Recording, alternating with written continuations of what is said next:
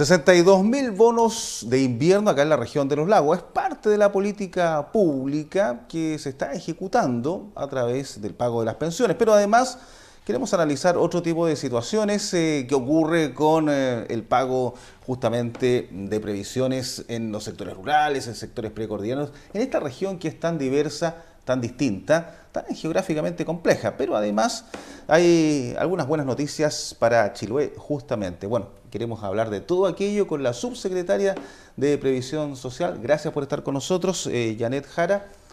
Sin duda que ustedes han tenido un trabajo ya durante esta jornada en la Isla Grande, ¿verdad?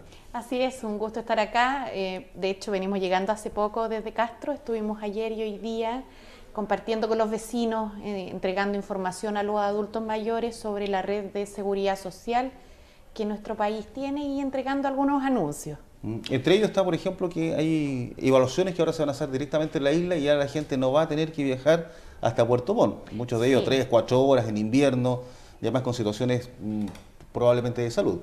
Sí, un anuncio muy relevante en este sentido, porque existen las comisiones médicas regionales. En la región de los lagos tenemos 3 comisiones funcionando.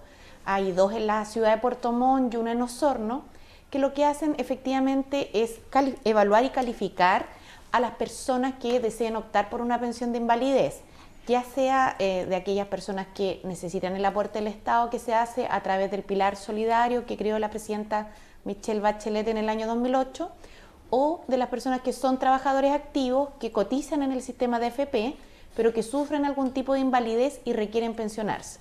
Entonces lo que nos ocurría es que estas personas debían trasladarse desde la isla y desde Palena hacia Puerto Montt, con los costos económicos que eso implica, de tiempo, y además adicionalmente muchas veces con la necesidad de asistir acompañados por algún familiar, precisamente por la condición de salud que los afectaba. Y ahora tanto las personas de Palena como de Chiloé se van a poder atender en esta oficina que se va a abrir a partir del 1 de septiembre en Castro. Y además con la posibilidad de que este viaje no necesariamente involucraba que iban a tener un buen resultado. Claramente, porque lo que ocurre es que estas comisiones médicas provinciales, en este caso que están conformadas por 3 médicos cirujanos, lo que hacen es evaluar los antecedentes del postulante y determinan de forma autónoma si la persona padece un menoscabo de orden físico, ¿cierto?, que les impide un desempeño laboral adecuado y que por tanto puedan pensionarse. Ahora bien, las calificaciones efectivamente pueden ser positivas o negativas, pero también hemos detectado que muchas de las calificaciones que se solicitaban desde la isla terminaban con una resolución negativa y que no necesariamente decían relación con los antecedentes del paciente, sino que muchas veces con las dificultades para completar el trámite, por el mismo hecho del traslado. Así que nos hemos hecho cargo de esta situación y vamos entonces a abrir esta comisión médica provincial en Castro. ¿Cuánta gente debería ser atendida en Chiloé, por ejemplo? Se atienden alrededor de 70 a 80 personas al mes. Esperamos que ese sea el flujo que se recibe en la oficina de Castro. O sea, 800 y algo personas probablemente al año. 835 personas indican los últimos datos, pero estos datos también se van actualizando. Uno podría pensar 850 personas al año. Y a propósito justamente de Chiloé, de la región de los lagos, con el bono invierno que ya está llegando, ya los primeros sistemas frontales los vamos cruzando en todo Chile, desde Atacama hasta acá por lo menos, y este fin de semana viene temporal para acá, por estos lados. ¿Cómo ha ido este proceso? Decíamos que hay 62.000 beneficiarios acá en la región. ¿Cuántos de ellos ya lo han recibido? ¿Cómo ha estado el proceso? Hay 62.000 beneficiarios en la región y como usted dice, Juan Osvaldo, llegó en conjunto con el Frente de Mal Tiempo, el bono invierno. Es una buena noticia para los pensionados de nuestro país.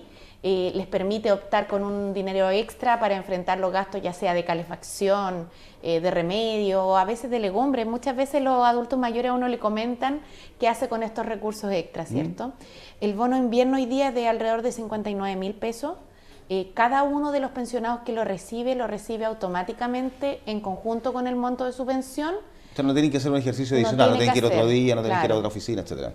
Sin perjuicio de eso, yo creo que es bueno que los pensionados tengan claro a quiénes los beneficia, por si alguno no lo recibe, digamos. Y en este caso se debe tratar de pensionados de 65 años, hombre o mujer, y que reciban una pensión inferior a 154.000 pesos, ya sea una pensión de las cajas, una pensión de la AFP, de la compañía de seguro o de alguna mutualidad. O del sistema antiguo, derechamente. Del sistema antiguo también, de las que paga el IPS. Entonces, las personas que se pagan a través del IPS, desde el 2 de mayo empezaron a recibir junto con el pago de su pensión, el bono invierno. Y las personas que se pagan a través de una FP o de una compañía de seguro, ya sea que tengan un retiro programado o una renta vitalicia, van a recibir en conjunto con el pago de la pensión este aporte que es del Estado, que lo hacemos todos los chilenos para apoyar a nuestros adultos mayores. ¿Cuánto se incrementa cada año? Por esto ya es parte de una política pública del Estado, digamos. ¿Cuánto se incrementa cada año? El bono invierno es parte de una política pública, pero se diferencia así del bono marzo. De ahí me gustaría comentárselo. El bono invierno se ha ido reajustando todos los años y desde el 2014 hasta la fecha se ha incrementado en un 20%. Nosotros sabemos que es un dinero que se espera, que es un recurso que es necesario y que a veces se necesitan más recursos. Y por eso también como país estamos enfrentando los temas del sistema previsional y de la seguridad social en una discusión y en un debate mayor. Porque claro, esto ¿cómo se financia? Porque quienes son críticos han dicho que nuestro país se está convirtiendo en un país de bonos, bono marzo, bono invierno, etcétera, y que eso afecta de alguna manera también a lo que es nuestro sistema de presupuesto. Sí, la seguridad social, que es este concepto que hoy día en nuestro país se está conversando bastante, incluye distintos apoyos ante contingencias. Entonces, por ejemplo, en materia de seguridad social, una situación que se produce en la población es el envejecimiento y ahí tiene la seguridad social su brazo, que son los sistemas previsionales. Otra contingencia que viven las personas es la cesantía y ahí está nuestro seguro de cesantía. Los bonos constituidos en derechos sociales, como el caso del aporte familiar permanente, que antes se conocía como bono marzo, tienen una lógica también de apoyar a las personas que más lo necesitan. Las personas que critican esto, lo cierto es que no ven el beneficio y el necesario apoyo que en un país donde persisten desigualdades sociales importantes requieren las personas que están en una condición de vulnerabilidad mayor. Es decir, y en términos más simples, nuestra población requiere el apoyo y el esfuerzo del país para poder colaborar y apoyarla ante contingencias. ¿Y quién puede negar que en marzo las familias enfrentan tantos gastos? En efecto, y eso ya no es solamente un bono. La presidenta Michelle Bachelet, dentro de los 2 primeros días de su mandato, envió al proyecto de ley que lo convierte en un derecho social garantizado para las personas que son beneficiarias del mismo.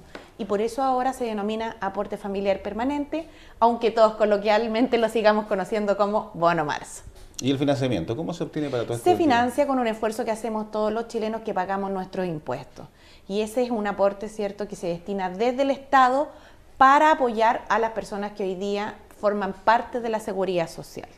Eso es un poco distinto de lo que ocurre en nuestro sistema de seguridad social asociado al sistema de pensiones, donde hemos vivido bajo una lógica en el cual cada trabajador obligatoriamente cotiza su 10% y se financia solo su pensión.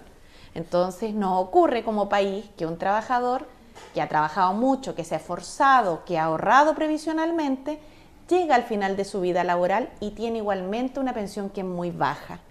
Por eso nuestro sistema de pensiones debe ponerse al día, equilibrarse con lo que son los sistemas de seguridad social y debe entonces incorporarse la cotización de los empleadores a través de este 5% que se ha propuesto y que va a ser administrado por una entidad pública para efectos de poder, en primer lugar, mejorar las pensiones propias y también mejorar las pensiones de los que ya están jubilados. Asumiendo justamente ese mismo tema, con este, si que se resultase, si es que efectivamente se aprobase este 5%, ¿cuánto aumentaría, por ejemplo, una pensión promedio hoy día para aquellas personas que en el futuro vayan a estar en edad de jubilarse, por ejemplo? ¿Cuál es la proyección, los estudios que ustedes han realizado de aquí a una década, 2 décadas, etcétera?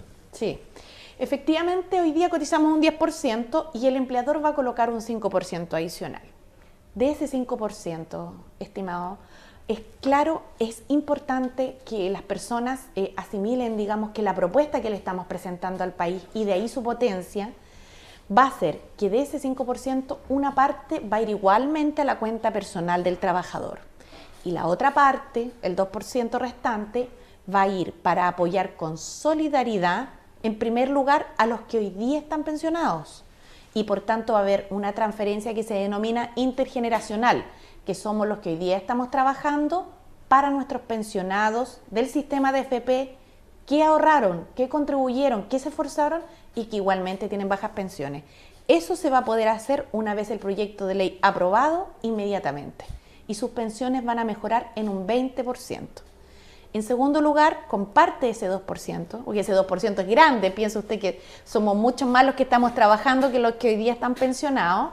Vamos a hacer un componente de solidaridad redistributiva, donde las personas que tienen una mejor renta, ese 2% va a ser de reparto colectivo en el fondo. Va a tener un componente de solidaridad y características de reparto efectivamente. Y ahí hay una segunda derivada que es la redistribución en virtud de aquellos que ganan más y por tanto pueden ahorrar más. Vamos a apoyar a las personas que tienen un menor sueldo y un ahorro previsional menor.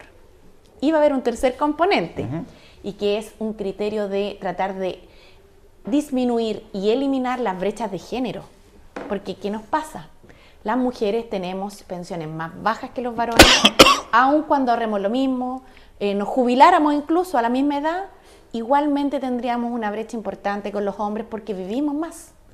Sume usted además las condiciones de nuestro mercado laboral, donde la mujer se incorpora más tardíamente que el hombre, se tiene que hacer cargo muchas veces de los hijos, de los adultos mayores, y por tanto tiene una intermitencia en el mundo laboral mayor que la del hombre y se generan lagunas previsionales. Y además, en tercer elemento que no se puede negar, digamos, y es que en nuestro país siguen existiendo brechas salariales entre hombres y mujeres. Así que necesitamos también que, como no se va a aumentar la edad de jubilación, porque el problema no solamente es de números, sino que también es de realidad social, hacernos cargo de estas brechas de género. Y este 2% que nos va a servir para mejorar las pensiones de los que hoy día están jubilados, para ayudarnos entre los que ganan más versus los que ganan menos, también nos va a servir para disminuir esa inequidad de género. Y por lo tanto, ¿cómo se va a hacer la institucionalidad para administrar ese 2%? Porque usted dice eso va a ser parte de las funciones del Estado. Sí, el proyecto de ley que estamos redactando, que vamos a ingresar prontamente en el Congreso Nacional porque tenemos clarísima la urgencia y la necesidad de modificar nuestro sistema de pensiones, va a contemplar la creación de una entidad estatal que va a ser la que va a administrar el 5% total de la cotización del empleador. Esa entidad estatal va a tener características que la van a hacer, primero, altamente profesionalizada y técnica, en segundo lugar, independiente de los gobiernos de turno, porque los temas de pensiones no pueden estar sujetos a los vaivenes de autoridades que ejercen cargos de orden transitorio. Estos son temas de mediano y de largo plazo de la sociedad que tienen impactos muy relevantes para la ciudadanía y que deben ser administrados con autonomía. O sea, un organismo autónomo. Autónomo, Independiente como el Banco Central, claro, como, por ejemplo. Claro, como el Ministerio Público, para ir Exactamente. clasificando situaciones que no dependen de los gobiernos de turno. Y además va a tener la característica de ser una estructura administrativa más liviana, porque piensa usted que no va a tener en primer lugar fuerza de venta, no la va a requerir porque el 5% va a ir directo hacia ella. En segundo lugar, va a poder usar la institucionalidad que el Estado ya tiene en materia de seguridad social y apoyarse. Es decir, por ejemplo, el IPS tiene 235 puntos de pago a nivel nacional, tiene oficinas en todo el país, y esa es una capacidad instalada que ya tiene el Estado. Pero además y principalmente va a responder a la necesidad de dotar nuestro sistema de pensiones de mayor legitimidad social. Si nuestro país ha discutido este tema a propósito de evidencias como el insuficiente monto de las pensiones, como la necesidad que ven los afiliados de alinear lo que las AFP hoy día le cobran versus lo que rentan sus fondos de pensiones, y aquí hay un sistema que está con una crisis de legitimidad y que se requieren hacer cambios que le permitan entonces seguir proyectándose y basándose en una seguridad social en la cual es indispensable el ahorro de los trabajadores también, y para eso se requiere modificar. Ahora, volviendo al 5%, tenemos un 2% que entonces solidario. Va a ser solidario. Tenemos un 3% que va a seguir cuentas personales. Cuenta personal. Sí. ¿Por qué ese 3% también lo maneja el Estado y no va a la cuenta individual que la administradora de fondos de pensiones del trabajador tiene? ¿Cuál es la diferencia? ¿Y cuál es la diferencia de ese 3% con respecto al otro 10% que está en la AFP históricamente? Precisamente por lo que estamos conversando, porque nuestro sistema hoy día en particular se ha basado en una visión en la cual cada trabajador soporta sobre sí mismo la obligatoriedad de la cotización en primer lugar y la necesidad además de proveerse de su propia pensión. Y como señalaba anteriormente, muchas veces por más esfuerzos que el trabajador haga, la pensión termina siendo baja. Nuestro sistema ha sido operado por privados, muy bienvenida la iniciativa privada en nuestro país, es muy necesaria, pero lo cierto es que en el mundo los sistemas previsionales reconocen la participación mixta, donde existen operadores públicos y operadores privados. No hay sistemas que sean 100% capitalización individual o 100% reparto. Bueno, los hay, pero son una excepción, digamos. Lo que hoy día precisamente hay es el reconocimiento de un esfuerzo donde está lo individual y lo colectivo. Y aquí lo que se va a hacer es una política pública donde se van a diversificar primero los riesgos a los cuales están sujetos los fondos previsionales de los trabajadores. Y por tanto, si usted ve en un FP, el trabajador va a tener su 10%. Que va a estar invertido probablemente, como sigue siendo hasta hoy día. Esperamos que un poco menos diverso, porque también se va a eliminar. Un poco menos riesgoso también. Exactamente. Si este tema está bien, digamos, en términos de pensar que es un ahorro que contribuye al crecimiento del país.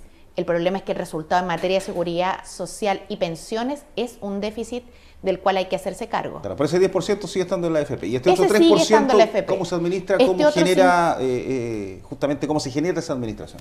Este otro 5% va a estar en la entidad estatal. A nosotros nos parece importante que sea un ente público el que lo pueda administrar, además que diversificar riesgos, lo que conversábamos recién, pero además no va a estar sujeto al esquema de los multifondos, porque el Estado va a administrar en base a un portafolio único, y eso también simplifica, baja costos de comisiones, y finalmente el trabajador no tiene que estar atento a los movimientos bursátiles respecto de lo que ocurre con su futuro pensión, que es algo muy relevante y que es muy en sintonía con lo que es la seguridad social y no solamente un sistema previsional de carácter privado.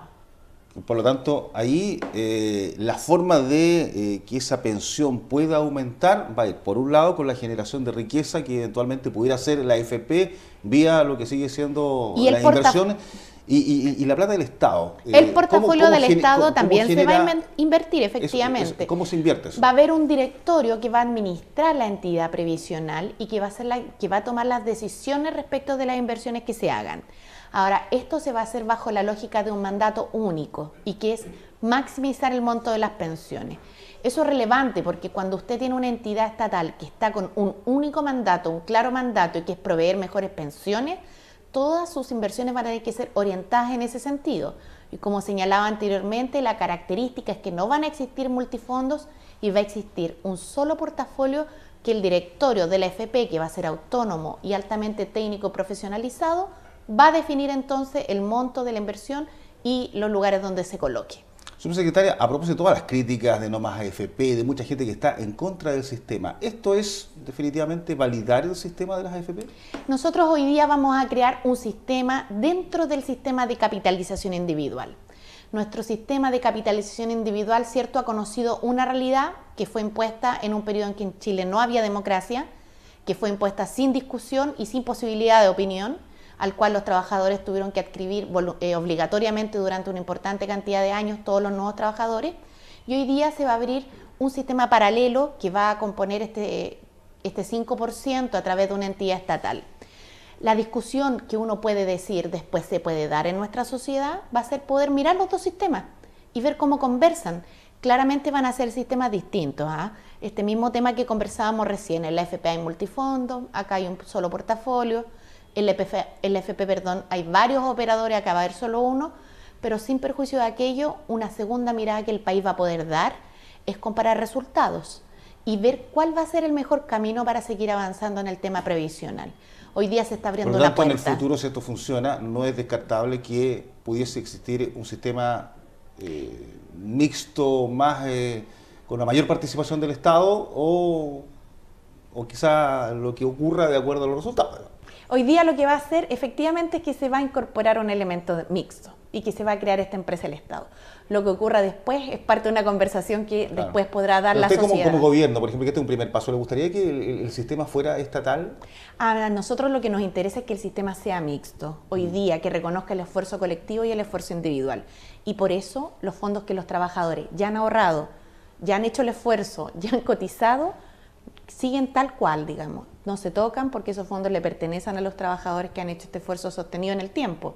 Obligatoriamente, pero sostenido en el tiempo. Si este proyecto se aprobase, ¿en cuánto tiempo ya se podrían ver resultados? ¿Una mirada de cuántos años estamos? Sí, el proyecto en primer lugar, si se aprueba, va a mejorar significativamente las pensiones de las personas que hoy día están pensionadas y jubiladas por FP, por concepto de vejez, que son alrededor de 880.000 personas, inmediatamente. Bueno, inmediatamente en cuanto a los trámites posteriores de publicación de la ley y de instalación de la institucionalidad operen, pero es cosa de meses, digamos. Y yo quiero hacer notar un detalle, porque si usted se fija, el 5% lo pone el empleador de un trabajador activo. Y estamos hablando que con este sistema vamos a poder hacernos cargo de mejorar las pensiones de los actuales jubilados, claro. Entonces, eso es muy relevante. O sea, la plata va a salir inmediatamente de los activos de este 2% para financiar el aumento de las pensiones de quienes hoy día están jubilados y tienen una baja remuneración a través de su pensión. Este sistema, claro. Y además, el empleador va a tener un plazo para completar este 5%. Lo va a poder hacer en el transcurso de 6 años porque precisamente la idea es que, así como en el 2008 la presidenta Bachelet incorporó una potente participación del Estado a través del pilar solidario, hoy día se incorpora en esta mesa el tercer acto relevante de esta sociedad y que faltaba en esta conversación, que era el empleador. Porque así como conversábamos antes que en el sistema operan los sistemas mixtos, también en el mundo opera el tripartismo y opera la cotización del trabajador y del empleador, que para comentarlo solamente es del orden del 19%, donde el trabajador coloca un 10% y el empleador un 9%. Entonces vamos dando pasos que van alineando nuestro sistema de pensiones de carácter más privado, más individual, a un sistema de seguridad social como transita en el mundo. Bien, pues, subsecretario, yo quiero agradecer que ha estado con nosotros. Antes de despedirla, un aviso prácticamente, ¿no? Porque hay gente todavía que con el bono marzo en esta región de los lagos no lo ha cobrado, ¿verdad? Sí, nosotros tuvimos 79.000 familias beneficiarias del bono marzo, o aporte familiar permanente, a propósito de lo que conversábamos, porque ahora es un derecho social, y se entregaron 164.000 bonos a estas familias, porque los beneficiarios del bono marzo son las personas que tienen cargas legales sujetas a asignación familiar o son beneficiarias del subsidio único familiar. Y en la región de los lagos tenemos 9.513 aportes familiares permanentes que no han sido cobrados. Entonces quiero invitar a los televidentes para que se puedan meter a aportefamiliar.cl y ahí con su número de RUT puedan verificar si son beneficiarios de este bono y puedan ir a cobrarlo. En caso de duda se pueden acercar al ¿Quiénes pueden cobrarlo para recordar aquello? Aquellas personas que tienen una carga legal sujeta a asignación familiar, las personas que son beneficiarias del subsidio único familiar o los que son beneficiarios de los programas Chile Solidario e Ingreso Ético Familiar. Si alguien tiene duda, aportefamiliar.cl o en las oficinas del Instituto de Previsión Social. Ahora sí, muchas gracias. Hasta una próxima oportunidad. Muchas gracias, Juan Osvaldo. Janet Jara, la subsecretaria de Previsión Social. A propósito, le decíamos del denominado bono de invierno, pero también para analizar este proyecto que espera que en un corto plazo un 5% haya de una mayor cotización, en este caso colocada por los empleadores, pero administrada por el Estado. Esa es la gran diferencia y en eso quisimos también ahondar, o queremos a futuro, por cierto, y si el proyecto se aprueba, conocer más antecedentes. Junto a la subsecretaria de Previsión Social, nosotros nos despedimos, agradecidos, por cierto, de la sintonía, y nos reencontramos en los horarios habituales, en los horarios normales de El Pulso de la Noticia, aquí en Vértice TV. Hasta pronto.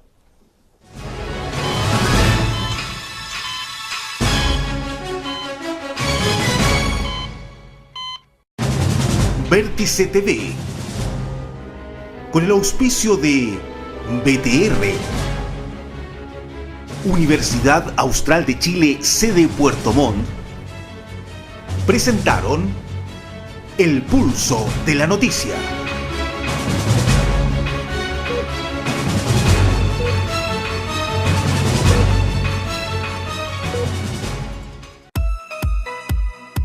La Municipalidad de Puerto Montt, a través de la Dirección de Desarrollo Comunitario, te invita a postular a la 7ª versión del concurso Lucas para Emprender, desde el 2 de mayo al 2 de junio, con el objetivo de desarrollar nuevos negocios, fortalecer los proyectos de los emprendedores y de empresas en crecimiento con residencia en Puerto Montt. Para mayor información, revisa las bases y formularios en la página web www.puertomont.cl. Informó Municipalidad de Puerto Montt. Sigamos creciendo. Este otoño, aprovecha los planes con más gigas de BTR Móvil. Pórtate y llévate los mejores equipos con un 40% de descuento en la cuota inicial. Aprovecha y llévate este Samsung Galaxy J2 Prime a solo 4,990 pesos contratando el plan de 6 gigas. Y además, 1 giga adicional para siempre. Con BTR Móvil, vívelo en gigas. BTR, vívelo hoy. Siempre realizar un evento significa una inversión importante y un riesgo, si no cuenta con proveedores calificados que puedan garantizar el resultado de su inversión. Soluciones Digitales es una empresa que se ha transformado en líder en producción audiovisual para eventos de alta exigencia. Contamos con la experiencia y la más alta tecnología para congresos, seminarios, fiestas y presentaciones artísticas. Nuestra calidad ha sido reconocida por más de 2.000 clientes, por los más importantes hoteles de la zona y por productoras locales y nacionales que nos han elegido como sus aliados estratégicos permanentes. Cuando desee realizar un evento exitoso, llévenos con usted donde sea. Soluciones Digitales, calidad en sus eventos siempre. www.solucionesdigitales.cl